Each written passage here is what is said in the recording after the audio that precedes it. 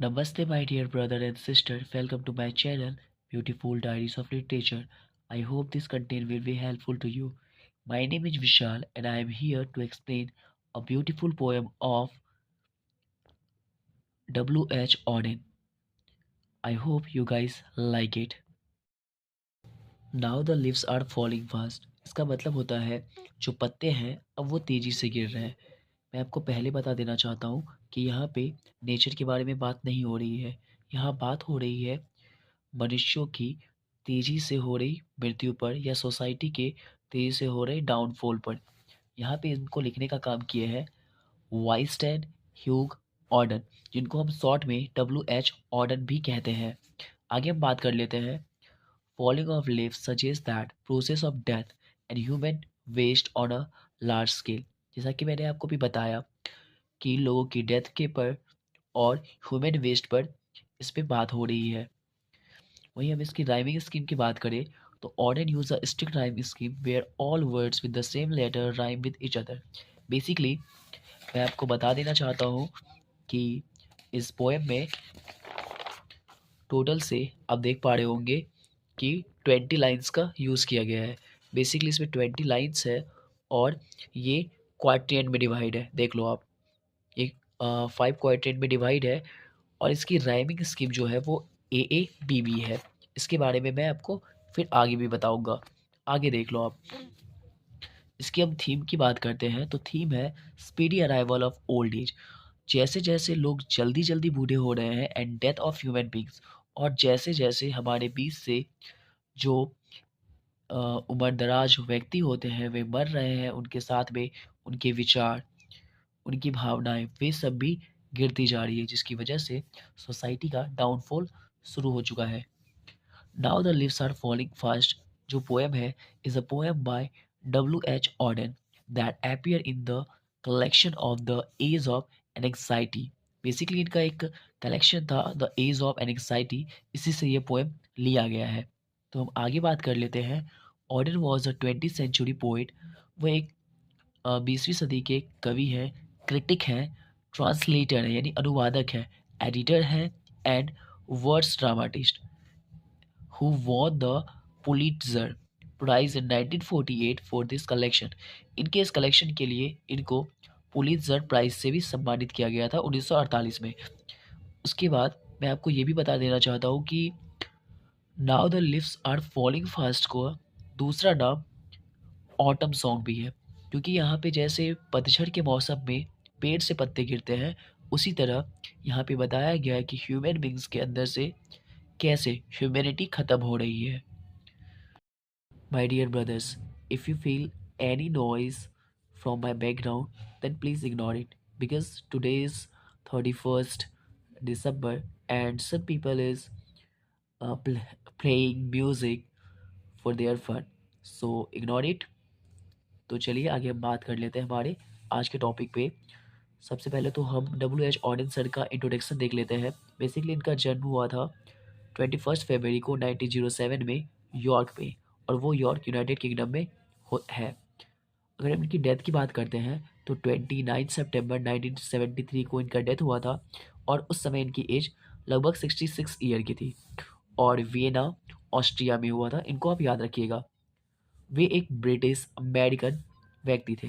हम इन्हें ऐसा क्यों कह रहे हैं इसके बारे में आप अभी देखेंगे। W. H. Auden was an English born poet who became an American citizen। Basically W. H. Auden जो थे वो इंग्लिश बॉर्न पोएट थे और उन्हें अमेरिकन सिटीजन हम इसलिए कहेंगे क्योंकि वो 1939 में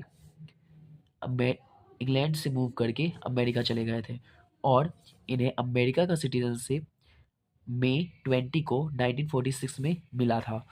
आगे हम बात कर लेते हैं। Basically W. H. Auden को बहुत सारे लोगों ने इन्फ्लुएंस किया था, जैसे T.S. Eliot, Christopher Isherwood, John Donne, ये बहुत बड़े बड़े नाम हैं और बहुत सारे ऐसे ही लोग थे। बेसिकली ये फेमस है द वैरायटी ऑफ टोन। जब ये लिखा करते थे तो अपने वर्क में, अपनी पोइट्री में अलग अलग तरह के टोन को और फॉर्म को इंट्रोड्यूस करते थे। आगे हम बात कर लेते हैं इनके फेमस वर्क के बारे में, द एज ऑफ एनेक्सिटी, जिसके बारे में अभी हमने पढ़ा कि the now the leaves are falling fast इनका इस कलेक्शन में से एक था। The dance of death, Friday's child and many more who work too. इनका बहुत और भी ज़्यादा फेमस सब वर्क है, लेकिन इनको पुलित्ज़र प्राइज़ जो 1948 में मिला था, वे इनके कलेक्शन के लिए मिला था। तो कलेक्शन था द एज ऑफ एनेक्साइटी। आपका समय ज़्यादा न लेते हुए मैं स्टार्ट करना चाहता हूँ हमारी आज की poem. Now the leaves are falling fast, इसका मतलब है अब पत्ते तेजी से गिर रहे हैं। बेसिकली यहाँ पे पत्तों के बारे में बात नहीं हो रही है। मैं आपको फिर से बता देना चाहता हूँ कि यहाँ बातें ह्यूमन बींग्स के बारे में हो रही है। उन वृद्ध पीपल के लिए हो रही है, यानी कि ओल्ड मैन के लिए हो रही है, जो हमारी सोसाइटी के लिए बहुत ही ज़्यादा इम्पोर्टेंट है, जो हमें कल्चर्स के साथ जुड़ना बताते हैं। वे तेज़ी से उनका फॉलिंग हो रहा है, यानी कि वो मरते जा रहे हैं। चलिए हम आगे स्टार्ट करते हैं। Now the leaves are falling fast, it's mean that कि पत्ते तेज़ी से गिर रहे हैं, या फिर वैसे व्यक्ति जो हमारे समाज के लिए ज़रूरी है, वे तेज़ी से मरते जा रहे हैं। Nuts flower will not last. मैं आपको बता देना चाहता हूँ कि नट्स फ्लावर वो फ्लावर होती है, जैसे कि आपने देखा होगा बहुत बड़े बड़े फ्लावर होते ट्री होते हैं, उसके नीचे में कुछ छोटे छोटे भी फ्लावर्स होते हैं, उन्हें हम नट्स फ्लावर कहते हैं। वे अब खत्म हो चुके हैं। Nurses to the graves are gone. जो नर्सेस हैं वो अपने कब्र की ओर जा चुके हैं। बेसिकली यहाँ पे नर्स का कंपैरिजन ओल्ड मैन से हो रहा है, जो वो अपनी ज़िंदगी के लास्ट छोर पर है, यानी कि वे मर रहे हैं। अब वे अपने कब्र तक जा चुके हैं। And the Prem's go rolling on, यानी कि आप बेसिकली प्रेम्स का मतलब ये समझ लो कि आप छोटे से बच्चे को एक पालना होता है ना, चक्का लगा हुआ, जिस पे आप लेके उन्हें घूमते हो, बस आप उसे समझ जाओ, वो है। और वो क्या कर रहा है, अभी छोटे छोटे जो लोग हैं, मतलब कि जो यूथ है, वो कुछ इसी तरह से घूम रहे हैं। या फिर एक कंपैरिजन आप एक बच्चे से कर लो जो भी रोल ही कर रहा है। Whispering neighbours left and right. Basically यहाँ विस्परिंग नेबर से हम यमराज के दूतों की बात कर रहे हैं। वो हमेशा हमारे लेफ्ट और कभी राइट में रहते हैं। बेसिकली वो हमारे लेफ्ट और राइट में नहीं रहते, वो किसी बूढ़े व्यक्ति के लेफ्ट और राइट में रहते हैं। Pluck us from the real delight.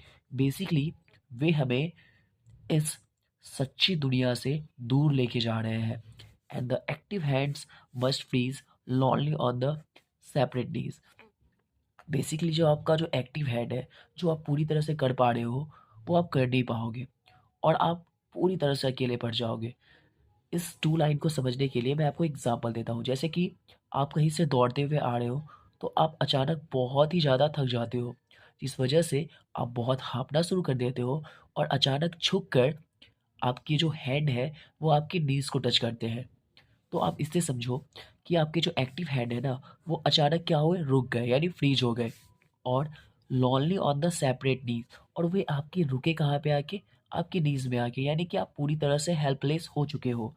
आगे हम बात कर लेते हैं dead in hundreds at the back. जब कोई व्यक्ति मर जाता है तो उसे ले जाने के लिए लगभग में सैकड़ों लोग आते हैं। Follows wooden in our track. Follows wooden in our track से आप ये समझो कि कोई जब मरता है, बेसिकली ईसाई धर्म में या मुस्लिम धर्म में कोई मरते हैं, तो हम उन्हें, या फिर हिंदू ही धर्म में ले लो आप, तो आप उसे उठा के लेके जाते हो। जिसमें ईसाई धर्म में, क्रिश्चियन रिलीजियस में, या मुस्लिम रिलीजियस में होता क्या है बेसिकली, कि उसे उन्हें कॉफिन में लेके जाया जाता है, और हिंदू कम्युनिटी में आप उन्हें अर्थी में लेके जाते हो। तो बेसिक आप ये समझो कि आप उसे ऊँटन वाले, या फिर आप उस पे लेके जाते हो, उसके पीछे में हज़ारों या सैकड़ों लोग होते हैं। Arms rise stiffly to reprove. जो हाथ होते हैं वे खड़े होते हैं उन्हें विदा देने के लिए। इन फॉल्स एटीट्यूड्स ऑफ लव। लेकिन पोएट के अनुसार वो प्यार सच्चा नहीं है, वो एक झूठा प्यार है। क्योंकि वहाँ पे जितने लोग जाते हैं, उनमें से कुछ लोग तो ये सोचते हैं कि वे जो व्यक्ति थे वो हमसे दूर चले गए। कुछ के मन में कुछ दया भावना होती है, कुछ के मन में वो भी नहीं होती है। कुछ ये सोचते हैं कि हमें इन्हें बाय करना चाहिए क्योंकि हमारे समाज ने ऐसा रिवाज बनाया है। कुछ लोग जो अभी खुश थे, कुछ ही टाइम में शायद उदास हो जाए, या फिर जो उदास थे वो खुश हो जाए। वो कुछ भी हो सकता है। वहाँ पे जिनका भी एटीट्यूड है, वो कोई प्यार के लिए नहीं है। ये एक झूठी बात है। सब एक मायाजाल को दिखा रहे हैं या तो एक झूठी एटीट्यूड को दिखा रहे हैं, अपना झूठा प्यार दिखा रहे हैं। आगे हम बात कर लेते हैं starving through the leafless would. Leafless would, आप सबको पता है कि हमारा जो पोएम का नाम है वो है now the leaves are falling fast, यानी जो पत्ते हैं वो तेजी से गिर रहे हैं। यहाँ लीफलेस वुड का मतलब हो गया कि वैसा पेड़ जिसके ऊपर में पत्ते ही ना हो, यानी कि वैसा समाज जिसमें बूढ़े पुराने जो समझदार लोग होते हैं वो हो ही ना हो। Trolls are scolding for their food. Basically trolls हम उन्हें कहते हैं जो भयंकर राक्षस या मॉन्स्टर होते हैं ना, वो क्या कर रहे हैं, वो चिल्लाते हुए भाग रहे हैं। यहाँ पे बात उस राक्षस की नहीं हो रही है, यहाँ पे बात बुराई की हो रही है। Basically starving through the leafless oat, वो काफ़ी टाइम से भूखे हैं, यानी जो बुराई है वो पहले एक छोटी सी जगह में थी, वो ज़्यादा फैल नहीं रही थी, लोग उसे फैला नहीं रहे थे। बेसिकली अब क्या हो रहा है, जो बूढ़े बूढ़े लोग मर रहे हैं, यानी कि जो पुराने ख्याल के लोग थे, जो सभ्यता और संस्कृति को लेके चल रहे थे, वो अब उनकी डेथ हो रही है। जब उनकी अब डेथ होगी तो वो पुराने ख्यालों को कौन समझेगा? जब उसे कोई नहीं समझेगा तो वो धीरे-धीरे क्या होगी? पूरी तरह से खत्म हो जाएगी। इसी के बारे में बात किया गया है। Trolls are scolding for their food, यानी कि जो बुराई है ना, वो अपने जैसे बुराइयों को ढूँढना शुरू कर देती है। वो पहले एक जगह पे थी, पहले उस जंगल को खत्म की, अब वो धीरे-धीरे अलग-अलग वर्ल्ड में जा रही है। And the Nightingale is dumb. Basically जो नाइटिंगेल का कंपैरिज़न उन लोगों से हुआ है जो ऑनेस्ट हैं। वो भी अब कुछ भी बोलना बंद कर चुके हैं। And the angel will not come. अब ऐसा नहीं होगा कि हमें बचाने के लिए कोई दूसरी दुनिया के लोग आएँगे। ऐसा नहीं होने वाला। जो एंजल आने वाला था, अब वो भी नहीं आएगा। बेसिकली जो सभी लोग चाहते थे कि अब समाज सुधरे, उन्हें अगर 1 से 2 बार अगर किसी बात पे बुरा लग जाता है, तो दूसरी बार या तीसरी बार वो आपको समझाने के लिए भी नहीं आएँगे। बेसिकली यहाँ इसके बारे में बात हो रही है। उसके बाद बोल रहा है, हमारे पोएट का कहना है कोल्ड इम्पॉसिबल अहेड, जिसके अंदर में फिर भी बची हुई जान थी, जो समाज का कल्याण करना चाहते थे, वो ठंडे पड़ चुके हैं। लेकिन अचानक वो खड़े होते हैं। List the mountain lovely ahead. कभी-कभी वे लोग खड़े होते हैं समाज में चल रही कुरीतियों का सामना करने के लिए, उन्हें डिफेंड करने के लिए और लोगों को समझाने के लिए कि बुराई से बढ़कर अच्छाई होती है। Whose white waterfall could bleach. उनके जो अच्छे आचरण होते हैं या फिर उनके जो झरने होते हैं सच्चाई और अच्छाई के, वो किस पे आएँगे, किसको आशीष दे के जाएँगे? Traveller in their last distance. वे उन लोगों को सँभालते हैं जो अपनी लाइफ़ के लास्ट पोज़ीशन में हैं, जो उस डिस्ट्रेस को झेल रहे हैं कि वो अब उससे नहीं बच सकते, तो उनकी हेल्प करते हैं।